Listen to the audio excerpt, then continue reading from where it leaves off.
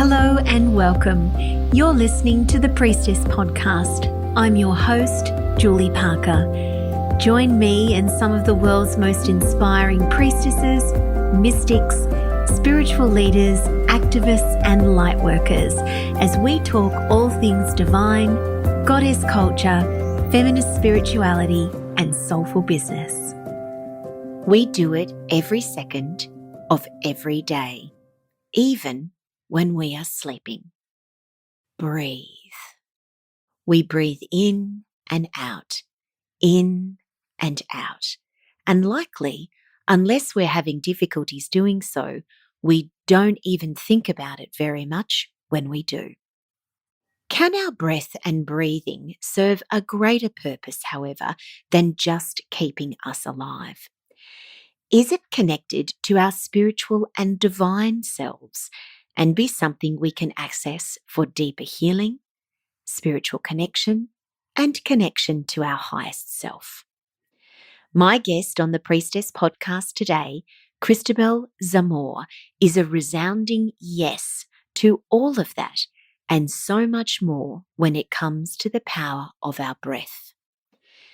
As someone who has experienced a breath workshop before and found it incredibly transformative, you may want to explore this for yourself too. Let's breathe together. Christabel Zamor, welcome to the Priestess podcast. It is so wonderful to have you here as a guest. Thank you so much, Julie. It's an honor to be with you. Christabel, we are going to be talking today about something that each and every one of us does every single day, but likely, unless we actually really consciously think about it, don't actually think about it. And that is breathing and our breath. And I know that this is something that you are deeply passionate about. And first of all, even though I'm sure that everyone knows what breath is, I would actually like to hear from yourself how you describe or define our breath as a human being. Well, for me, I actually approach the breath and the air itself as a plant medicine. And it is the exhalation of the trees. And it's really this beautiful, nutrient-rich exhalation from Pachamama that we get to inhale. And it's this never-ending infinity loop of connection that we get to experience that connects us to other people, every plant on the earth, other lifetimes. And so for me, the breath is a form of communion. And not only does it oxygenate our body, but we detox so much. Up to 70% of our toxins from the body come out on the exhale. So for me, it's a gift, and it's also such an extraordinary way to tap into these expanded states of consciousness. Because even just with the power of the breath, connecting the inhale and the exhale through an open mouth, we can actually stimulate the pineal and pituitary glands in the brain. That's the same process that happens with certain plant medicines. So we can access such an extraordinary inner wisdom just through the breath. Yeah. Well, I think it's highly likely that there could be lots of people listening just now that have never thought about their breath in that way. You know, it's something that we just learn about in a very general sense as keeping us alive. And of course, that is true. If we don't breathe, we don't live. But it's so much more than that. And I even know that for myself as someone who had their first breathwork experience last year, that it is truly a healing process that we can tap into and engage with in so many different ways. Christabel, how did you become so deeply passionate and interested in the breath? It's interesting because I never planned on this. It was one of those Often the accidental best things. experiences. Yeah. I was at a light body activation training in California, and my teacher just sort of sprung a breathwork experience on us without any preparation. And in that experience, I found my heart opened so wide. I felt so many emotions, so much love, so much connection. I was just weeping and my whole body was vibrating, and I just felt this remembrance of who I was. And at that time I was in a marriage that was really out of alignment with who I was becoming, and all of the stuff I had stuffed, my emotions, my feelings, it just all came out in a tidal wave. And it was such an incredible release of energy and so much support. I felt so much angelic support all around me that I just was hooked.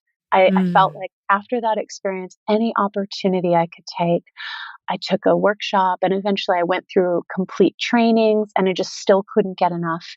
And then I started sharing it and people wanted it, and it just started growing into Breath of Bliss Academy. So Mm.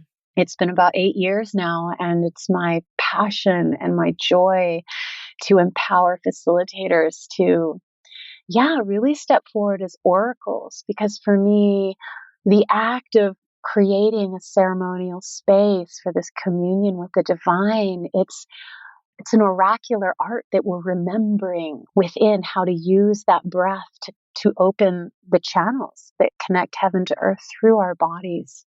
Beautiful. Oh my gosh. And you really have become such an extraordinary teacher. I know that you've trained thousands of people around the world now, to become breathwork facilitators and essentially not only help people breathe better and have these beautiful experiences. And this is something I want to dive into further with you now, really help them to understand how our breath is such a powerful connection to the divine, Yeah. because I know that that's what happened to me when I went to a breathwork experience. Is it really was, it's hard to describe, and I'm sure that you have many people that tell you that it is a little bit challenging to describe the experience, but it was certainly a divine and very sacred one.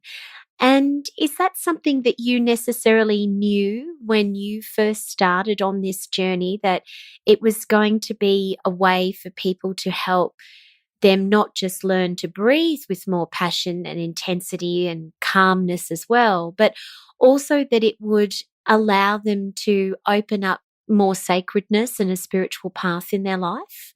Well, I think certainly I was sharing it with that intention. But when I first started out, I was still trying to sort of fit into the mainstream of breathwork to gain this sort of social acceptance in the industry. And I withheld a lot of my truths of what was really going on. And it's really taken a lot of years for me to become more of an outspoken advocate about the spiritual benefits and also the importance and power of experiencing it in a ceremonial context.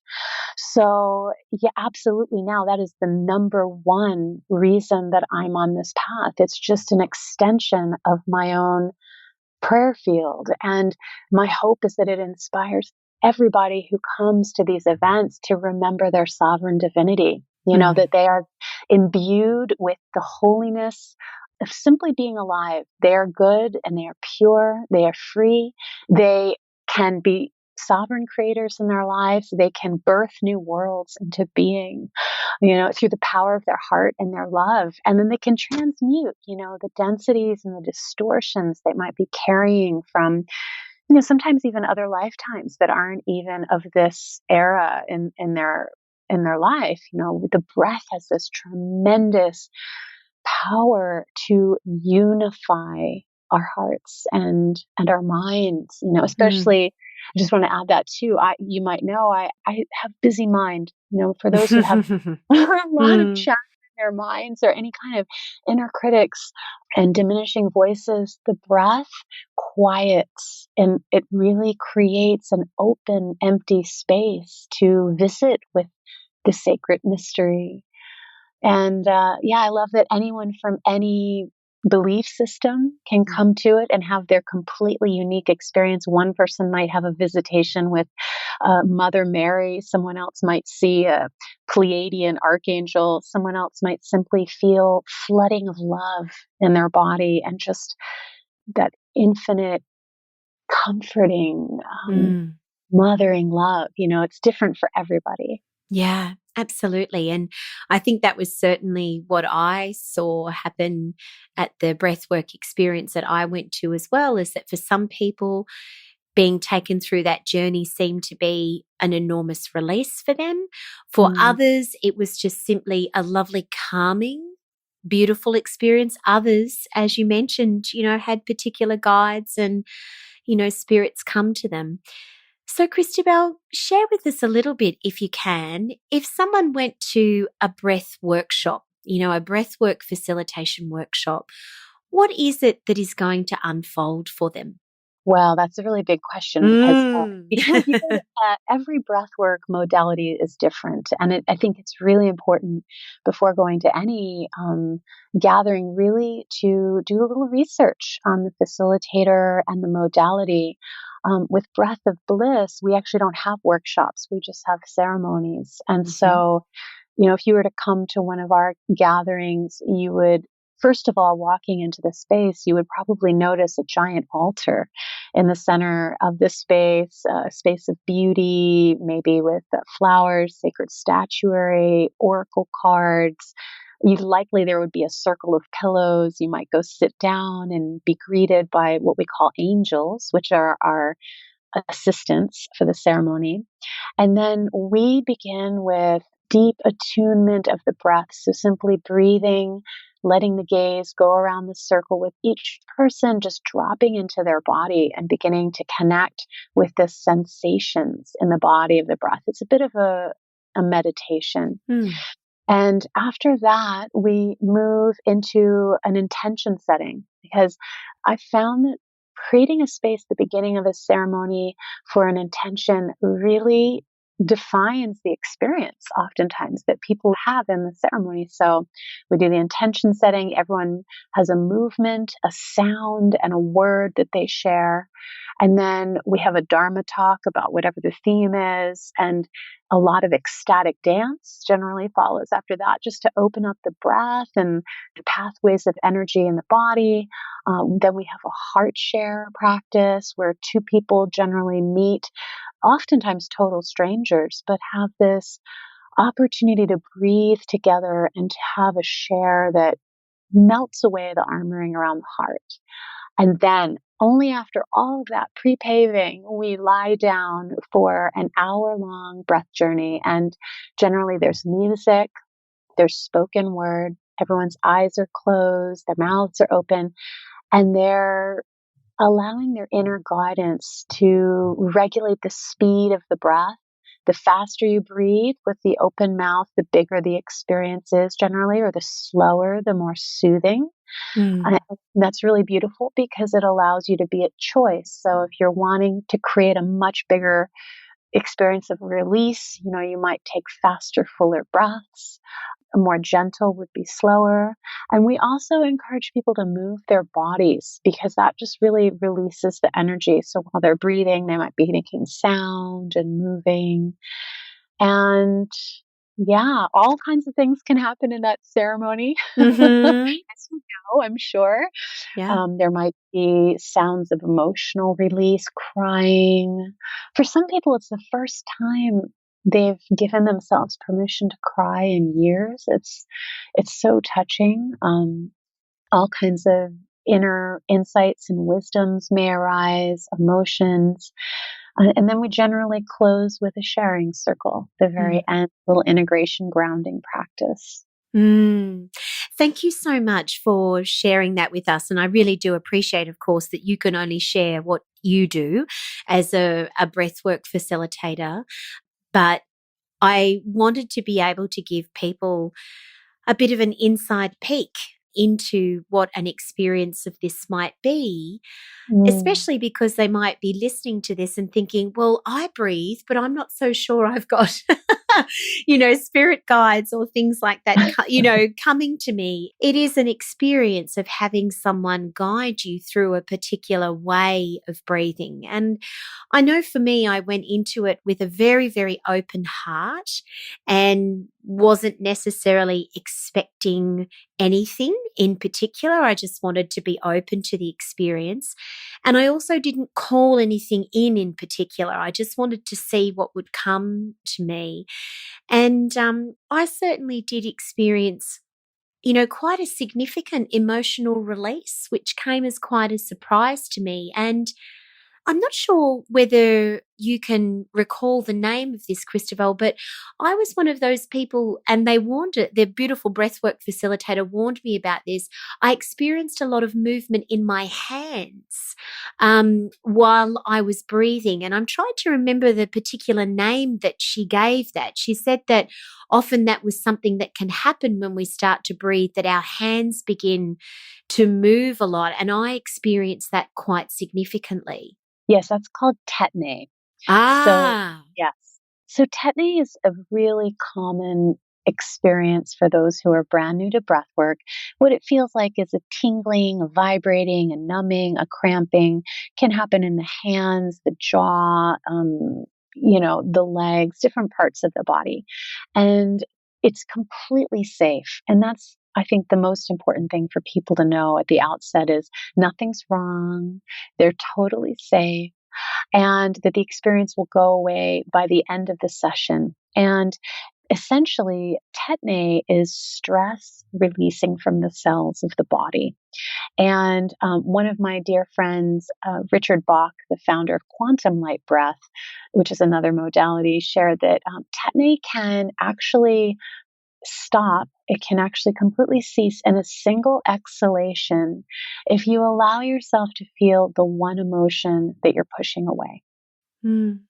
So there is, a direct emotional connection to the amount of tetany that you might be feeling in your body and the degree of holding or contraction that's going on. And generally, the more you do breath work, the less it happens. Well, that is very interesting for me to know, and it makes me quite inspired actually, and calls me back to it, because I do remember experiencing that tetany. Thank you for reminding me of what it was called, quite significantly in my hands, but at no point in time did it feel bad. And I didn't feel unsafe or anything like that. And I necessarily didn't want to stop it.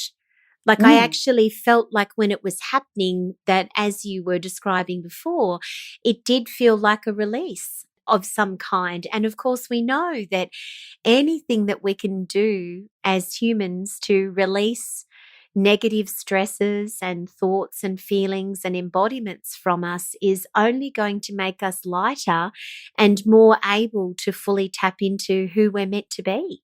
Yes, absolutely. And it functions the same way as an isometric exercise. If you think of maybe holding a tennis ball in one hand and squeezing it as tight as you can for a whole minute, when you release their tension on that tennis ball, you'll actually experience a level of muscular release that is much greater than what you were feeling before the tension was there. So it does serve that purpose of releasing stress. Well, it certainly felt like that for me, which was wonderful. I absolutely loved the experience, without question. On the beautiful island of Oahu, Hawaii, come meet your inner warrior and fire goddess. Join me and my fellow priestess sister, Sora Suyano, at the Priestess Temple School Retreat from April 20th to 23rd, 2020. We will honor your divine feminine within, deepen your connection to the goddess, play in Mother Nature's waters and with fire. We will dance, connect, and be in beautiful ceremony with each other on ancient and sacred land. Limited places available for this once-in-a-lifetime soul awakening experience. For further information, please go to priestesstempleschool.com or email hello@priestesstempleschool.com. We can't wait to welcome you to Hawaii.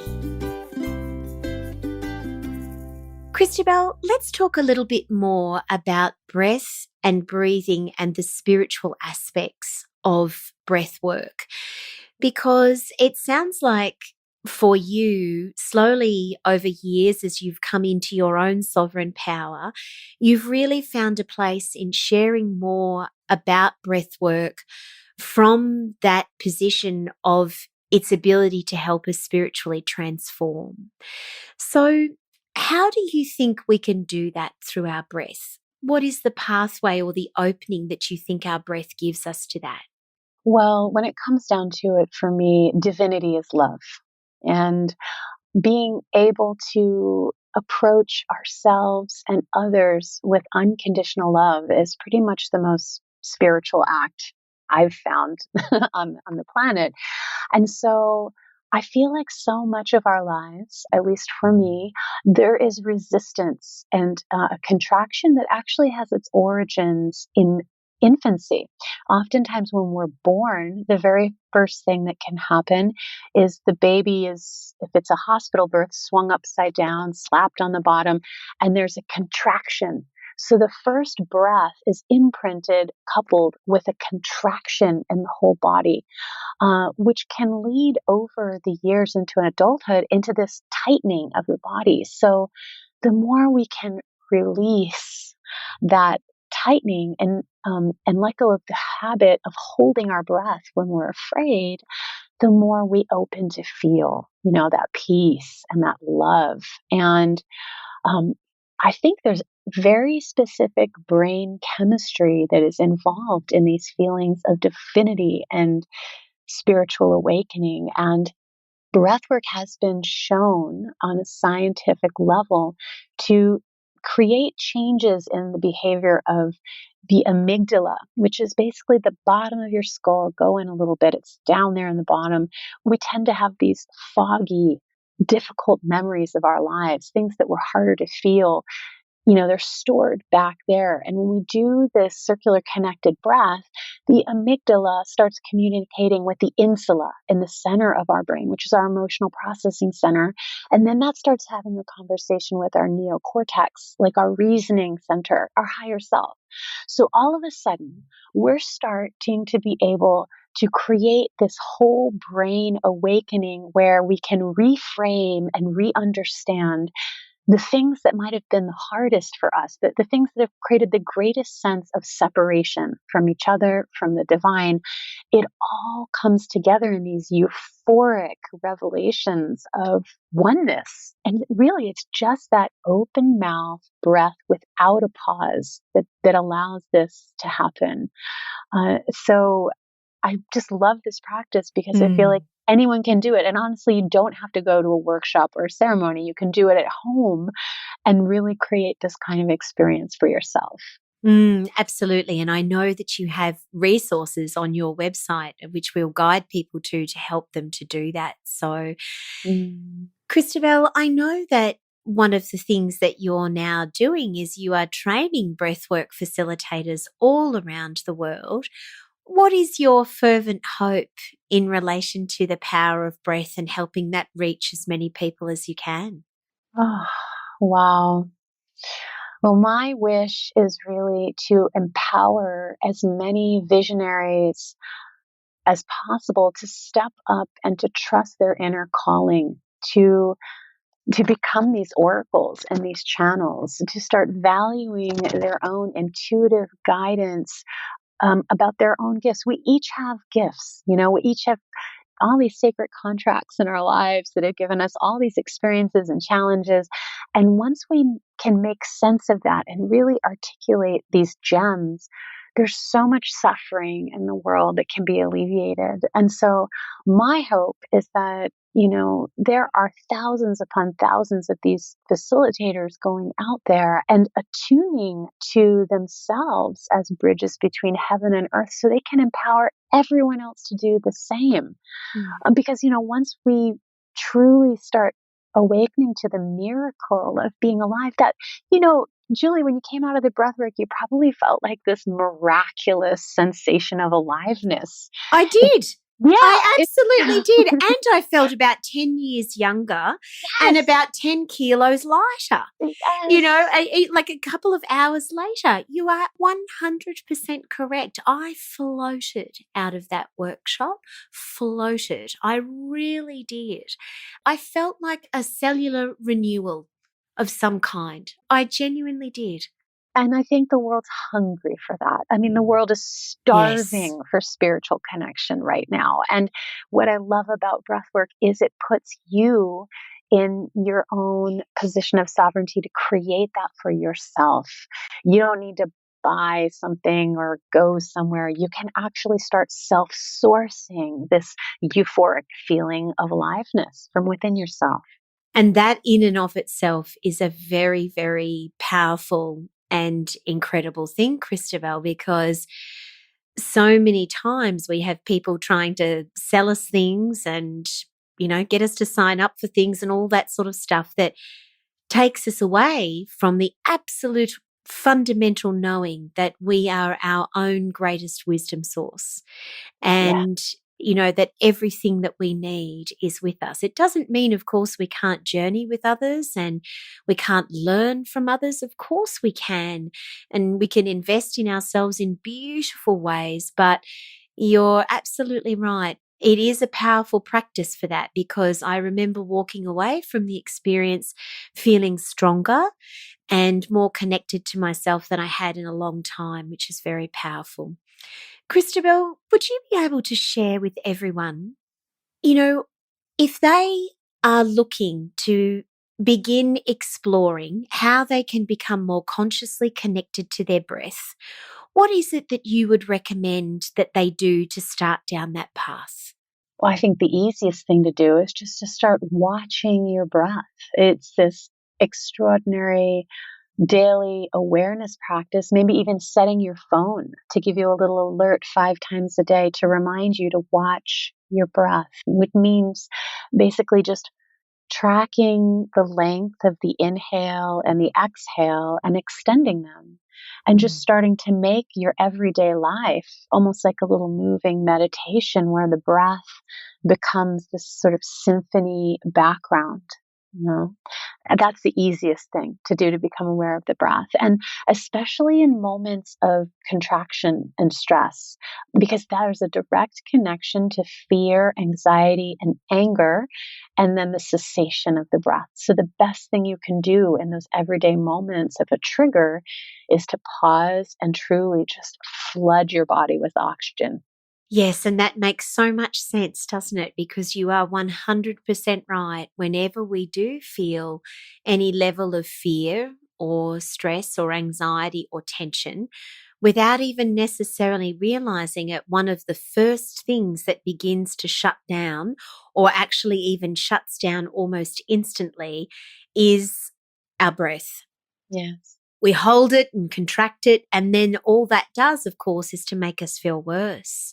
Yes, and there's a direct connection between the breath and all of your energy bodies. So this is something we talk about in the facilitator training when you have a heart field. I'm sure you've probably explored this with other people you've interviewed, but we all have these generative fields of energy that emerge from our hearts. And the more deeply we can breathe, the more coherence we can create in the entire field of energy around us. So you're not only attuning and self-regulating your own nervous system, but you actually become this emanation of grace. The more you're attuned with your breath, the more your simple presence can start entraining not even people, but spaces, conditions, outcomes all around you to come into greater coherence. Mm. Yeah. Beautiful. And why would all of us not want more of that? Right? Christabel, thank you so much for coming on the Priestess podcast and sharing your passion for breath. I'm sure, as everyone has heard, today. This is something that is clearly a great love of yours, and you're a master teacher and priestess in this area.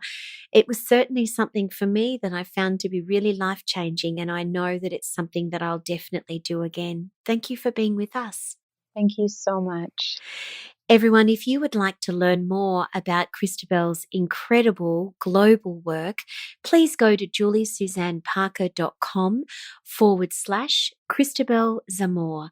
Please, in particular, do check out Christabel's website, where she has some incredible audios available that take you through beautiful breathwork journeys and experiences around topics such as bliss, light, passion, and love. And if you're looking to begin a breathwork journey for yourself, I highly recommend them and Christabel as an amazing place to start. Thank you for listening to the Priestess podcast. You can download more episodes and subscribe at iTunes. And if you've loved listening in, please leave us a review. For further show notes, guest information, and to receive your free copy of the 70-page Divine Feminine Presence ebook, go to juliesuzanneparker.com.